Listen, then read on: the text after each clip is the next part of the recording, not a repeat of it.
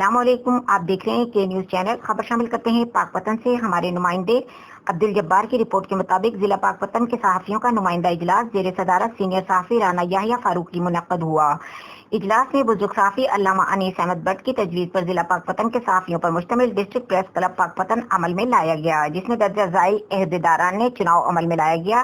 chief executive Sardar Zahiruddin Babar Dogar, सरपरस्त आला हाजी अमानत अली भट्टी, सरपरस्त Mohammad Yar Dhakku, chairman Rao Mohammad Ramzan, senior vice chairman Chaudhry Mohammad Abbas, advocate सदर राना याहिया फारूकी, सीनियर नायब सदर शेख अब्दुल जब्बार, नायब सदर 2 मोहम्मद रमजान, जानी general secretary Syed Mahmoodul Hassan Shah, additional